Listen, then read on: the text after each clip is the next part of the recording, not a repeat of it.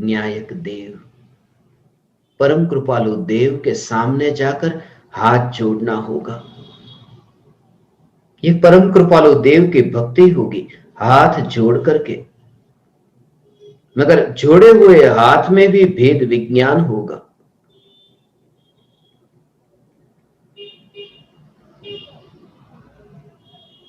फिर तुम्हें जोड़े हुए हाथ में भी वह दिखेगा, अभेद न्यायक। एक हाथ दूसरे हाथ से ऐसा अभेद हुआ कि तुम्हें पर्याय द्रव्य के साथ अभेद हुई ये दिखाई दे।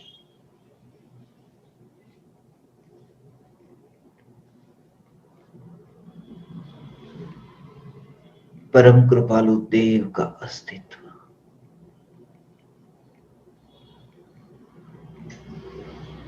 बवानिया में सत्संग हो रहा था। वहां पर मुझे कुछ लोगों ने बताया, परम कृपालु देव अंतिम घड़ी पर जिस आराम कुर्सी पर सोए हैं, मैं सुन तो रहा था वहां पर, मगर सत्य नहीं मान रहा था। परम कृपालु देव यहां लेटे थे, अंतिम घड़ी में यहां लेटे थे। मैं सब सुनता था। परम कृपालु देव यहां बैठते थे, यहां लिखते थे। परम कृपालु देव और सौभाग्य भाई के साथ में जो तत्व चर्चा होती थी, सत्संग होता था, जिस आसन पर बैठ करके, वह लकड़ी का आसन, वह पाठ, जब मैंने उस पाठ को छुआ, वे कहते थे परम कृपालु देव यहां बैठते थे। तत्क्षण मेरा मन ये मानने को तैयार न हुआ, परम कृपालु देव यहां बैठे होंगे। सुन तो लिया, तुम भी ऐसे ही सुन लेना। मैं ये नहीं कहता उनकी बात झूठी, मगर ये चमड़े की आंखों से देखा था। परम कृपालु देव लकड़ी के आसन पर नहीं बैठे थे। परम कृपालु देव जहां बैठे थे वहां ज्ञान में ही थे। तुम ऐसा अनुभव कर सको कि ज्ञान के अलावा ज्ञानी बैठ कहां सकता है। ये ज्ञानी की पहचान हुई। ज्ञान के अलावा ज्ञानी बैठे कैसे? ज्ञान के अलावा ज्ञानी का लेटना हो कहां? पैर फैलाए तो कितने, ज्ञान पैर में थोड़ी फैलता है। ये जागृति हाथ फैले तो हाथ फैलते समय ये ज्ञान हाथ में थोड़ी फैलता है। और जब ये जीभ और तालू ये टकराए तो भीतर में जागृति कि ज्ञान तो एक है, टकराहट किसके साथ हो? ज्ञान तो अरूपी है, टकराहट किसके साथ हो? ज्ञान तो अचल और अकंप है, चलाईमान और कंपाईमान कैसे हो? मैं ये कहता हूं कि ज्ञान स्वरूप पर ही जोर रख करके तुम्हारा तत्व विचार हो। ये तो सिर्फ एक बहाना है, अलग अलग नाम रख देता हूं तुम्हारी खुशी के लिए। आज ही मैं ज्ञान दीपक से 1-on-1 मीटिंग में बैठे हुए ये कह रहा था। वे कह रहे थे नया नया ध्यान पूर्वक तत्व विचार हमें अच्छा लगता है। अच्छा लगेगा, मन सदा ही नया नया चाहता है। ज्ञान नहीं, ज्ञान तो स्वीकार करता है जो है उसका। मन चाहता है नया, इसलिए तो आज जिस भोजन करके फिर कल क्या, आज जिस सब्जी को खाया कल वही सब्जी अच्छी नहीं लगेगी। मन चाहता है कुछ नया। आज जो तुमने वस्त्र पहने, कल फिर कोई नए वस्त्र, आज इस रंग के कल कुछ दूसरे रंग के। आज तुम कहां घूमने गए, कल चलो कहीं और घूमने जाते हैं। ये नया, मन सदा नया नया खोजता है और अनुभूति होती है तब नया नहीं चाहिए। इसलिए क्योंकि अनुभूति हुई कि मन तो मर गया, अब नया खोजने वाला मर गया। उसी का नाम स्वीकार भाव है, उसी का नाम न्यायक देव का स्वीकार है। मन की मृत्यु। तुम मन को लेकर के ये सत्संग सुनते हो। तुम्हारी साधना जो ध्यान पूर्व तत्व विचार के दौरान तुम्हारा मन ये साधना करता है, तुम्हारा अंतर आत्मा नहीं, मन साधना करता है। इसलिए मन थक जाता है एक ही एक शब्द से, और थकान लगेगी क्योंकि शब्द है बाहर में, शब्द है पुद्गल। और पुद्गल कोई भी हो, चाहे फिर वो भोजन हो, चाहे फिर वो वाणी हो, ऊप पैदा करेगी। मैं ये कहता हूं, सुनना सुनना सुनना, उसमें यदि तुम संतुष्ट होते हो तो तुम्हें नया नया चाहिए। मगर सुनते समय यदि तुम्हें असंतुष्टि रहे कि कुछ भी नहीं मिलता और भीतर में, तब फिर वो मन न रहा, फिर नया नहीं चाहिए। यह प्रयोग साधना, यह जागृति, ये विचार हो कि दिन भर तुमने कितनी बार ध्यान से पूर्व तत्व विचार सुना, जोर उस पर नहीं, तुम्हें भीतर में चैतन्य स्मरण, ये विचार कितनी बार आया, कितने मिनट सुना ऐसा नहीं, कितनी गहराई में उतर करके तुम स्वरूप के निकट गए हो, तुम कितने गहराई में गए, ये विचार तुम करना। दूसरों का विचार बहुत किया। कल ही किसी का ईमेल आया है, उनको बहुत दुख हुआ, उनकी वेदना उन्होंने व्यक्त की। मैं परम कृपालु देव के जन्म स्थान पर था, सत्संग हो रहा था, और सत्संग के दौरान मुझे याद नहीं, मैंने बोल दिया।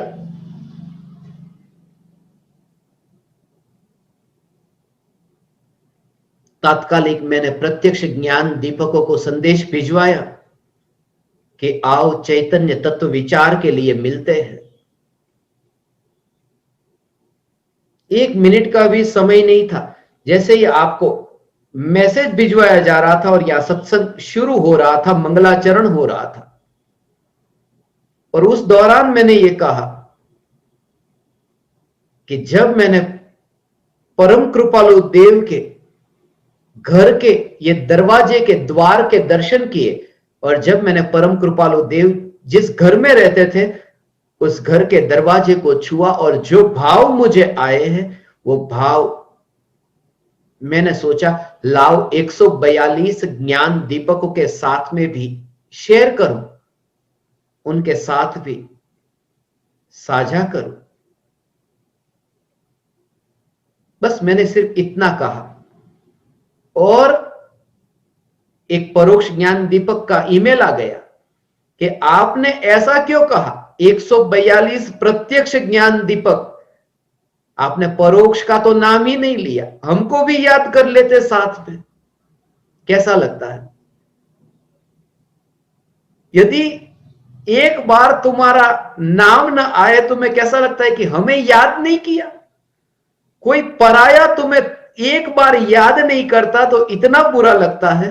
अब तुम भीतर में देखो, न्यायक देव को तुमने कितनी बार याद किया, अनंत काल में एक बार भी। और याद रहे, दूसरा तुम्हें याद करे या न करे उसमें तुम्हारा संसार नहीं। तुम स्वयं को कितने याद करते हो, तुम्हें स्वयं की याद कितनी आती है।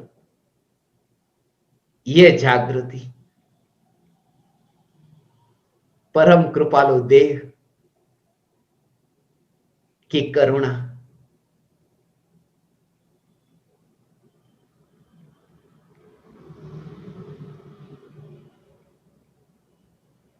शास्त्र के ज्ञान को जानकर के भी जिन्होंने शास्त्र के ज्ञान पर जोर नहीं दिया और न्यायक देव पर जोर दिया,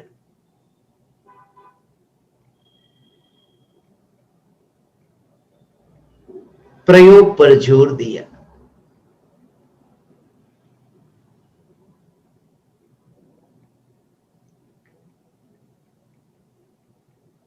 जगाया,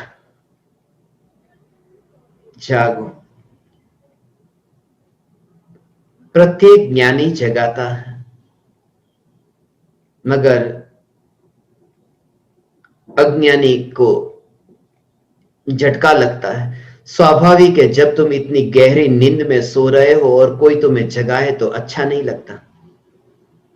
और उसमें भी तुम्हारी गहरी नींद में तुम ऐसे मधुर स्वप्न को देखते हो। कोई तुम्हारे सपने से तुम्हें मुक्त कर रहा है, छुड़ा रहा है। यही तो होता है, क्योंकि तुम सपने देखते हो। कल मैं बेटी की शादी कर दूंगा, कल मेरी बहुत बड़ी दुकान होगी, मेरा बिजनेस फैल जाएगा, कल एक बहुत बड़ी गाड़ी मैं खरीद लूंगा। ये सपने जो तुम देखते हो, और सदगुरु तुम्हें कहता है कि ये सब सपने में से बाहर आओ, जागो। झटका लगता है। हे ज्ञान दीपक, तुम्हें ये पुकार जो अभी प्रीतिकर लगती है,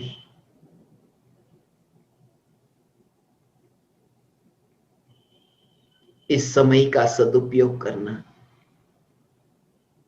परम कृपालु देव और न्यायक देव, ये दोनों में मैंने न्यायक देव पहले और परम कृपालु देव दूसरे ऐसा रखा। ये मैंने नहीं रखा, ये परम कृपालु देव होते तो भी इसे मान्य रखते, क्योंकि निश्चय के बिना व्यवहार कैसा। यद्यपि यह सत्य है कि परम कृपालु देव ने ही न्यायक देव का दर्शन कराया है,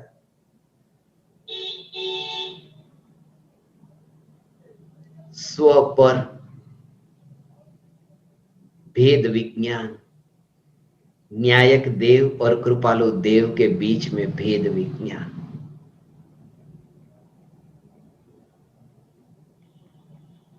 ज्ञानी को यह भेद विज्ञान है, न्यायक देव और कृपालु देव के बीच में भेद विज्ञान। न्यायक देव द्रव्य है, कृपालु देव पर्याय है। न्यायक देव अनंत है, कृपालु देव का अंत है। न्यायक देव कर्म की अपेक्षा नहीं रखता, कृपालु देव को कर्म की अपेक्षा है। न्यायक देव सदैव है और कृपालु देव बहता है, प्रवाह है। ये भेद विज्ञान, न्यायक देव और कृपालु देव के बीच में भेद विज्ञान। और जब मैं ये अभी कह रहा हूं कि न्यायक देव और कृपालु देव के बीच में भेद विज्ञान, तब मैं ये नहीं कहता कि न्यायक देव यहां है और परम कृपालु देव मेरे सामने है। इनके बीच में भेद विज्ञान ये मैं नहीं कह रहा हूं। न्यायक देव और कृपालु देव के बीच में भेद ज्ञान का अर्थ ये नहीं कि कृपालु देव आए तो कोई दीवार में लटकी हुई तस्वीर को तुम देखो। मैं ये कहता हूं न्यायक देव और कृपालु देव के बीच में भेद विज्ञान अर्थात ये त्रिकाल ध्रुव चैतन्य सत्ता और पर्याय में प्रकट होने वाला वर्तमान में ये राग का भाव, जगत के जीवों की कृपा करने का भाव, ये कृपा का भाव 142 ज्ञान दीपक प्रज्वलित हो, ये राग का भाव, ये भाव कृपालु देव है। कृपा का भाव कृपालु देव है कि सभी को देव की प्राप्ति हो, ऐसा कृपा का भाव ये कृपालु देव है। और ये भाव कृपालु देव और कृपालु देव मैं नहीं हूं, मैं न्यायक देव हूं। यही पर ही द्रव्य और पर्याय में भेद विज्ञान करना, बाहर में भेद ज्ञान कहीं नहीं करना। जितने भी राग के भाव आत्मा में उत्पन्न हो, ये जगत के जीवों के हित के लिए, यही पर ही भेद विज्ञान। ये कृपालु देव मैं नहीं हूं, क्योंकि कभी कभी ये भाव आता है, फिर ये भाव चला जाता है। इतना करुणा का भाव आता है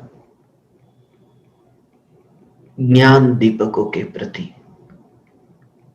आज 1-on-1 मीटिंग के लिए मैंने 142 ज्ञान दीपकों को पूरी लिस्ट तैयार की। इतने ज्ञान दीपकों का व्यक्तिगत रूप से मिलने के लिए विचार किया था। जितना समय की मर्यादा रख करके मैं कहूं, वरना सबका नंबर कैसे आए। 10 मिनट से ज्यादा एक ज्ञान दीपक को समय नहीं मिलेगा, अधिक से अधिक 10 मिनट। मगर सुबह में 2 ज्ञान दीपकों से मिला कि 1.25 घंटे बीत गए। समय की गिनती करने बैठो तो ये हो ही नहीं पाता। ये मेरी कमजोरी है। यही विचार आया, दूसरे का विचार आता ही नहीं। जब इसमें ही दिखता है मेरा सत्संग हो रहा है ना, तुम्हारे निमित्त से मेरा सत्संग हो रहा है। हे ज्ञान दीपक,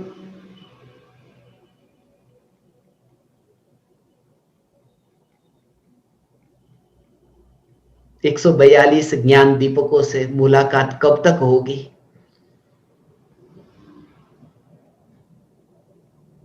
कब पूरी होगी सबसे मुलाकात?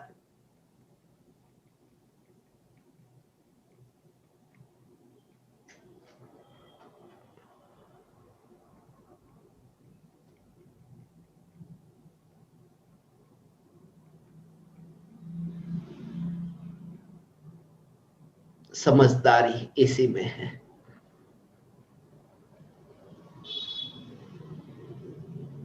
समझदारी इसी में है। दोनों ओर, एक और 142 ज्ञान दीपक है और एक और अनंत सिद्ध है। अनंत सिद्धों से मुलाकात होती हो तो 142 ज्ञान दीपक की मुलाकात की फिक्र कौन करता है? यही विचार आया, होगी तब होगी, न होगी तो न होगी, मगर वहां जरूर होगी।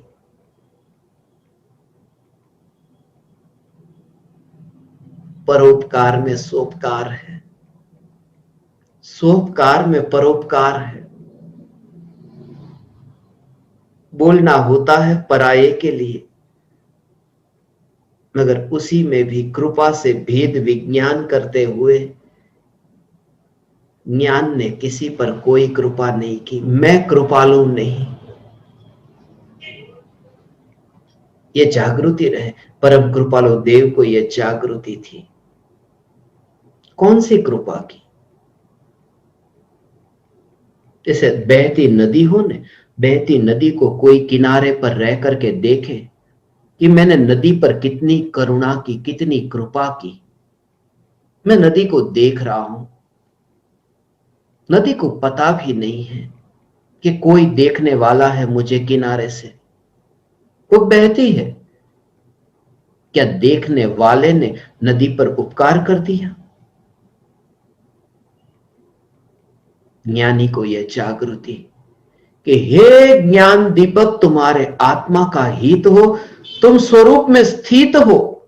ये करुणा का भाव, ये नदी का प्रवाह, ये करुणा का भाव आया, ये नदी का प्रवाह।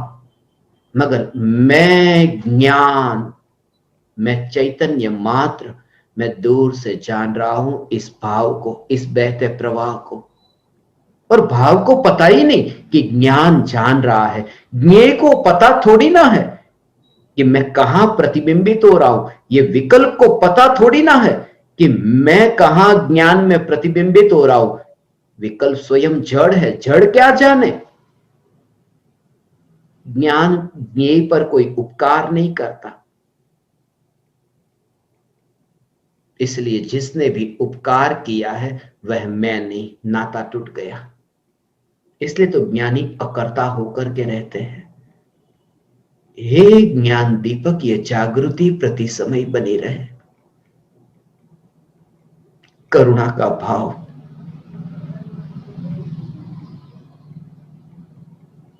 करुणा का भाव भीतर में जब तुम झांक करके देखोगे, तुम ज्ञानी की पहचान कर सकोगे। उनकी वेदना को तुम समझ सकोगे। वेदना में भी भेद ज्ञान को समझ सकोगे।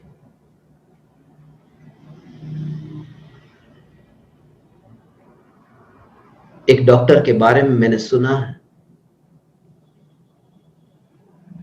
ऑपरेशन का समय था, देरी से पहुंचा, थोड़ा देरी से पहुंचा, मरीज को बहुत गुस्सा आया। थोड़ी तो जिम्मेदारी समझो।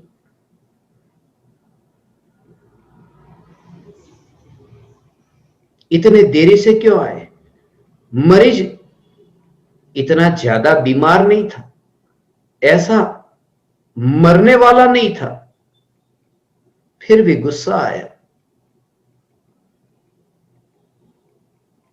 मगर जब मरीज को पता चला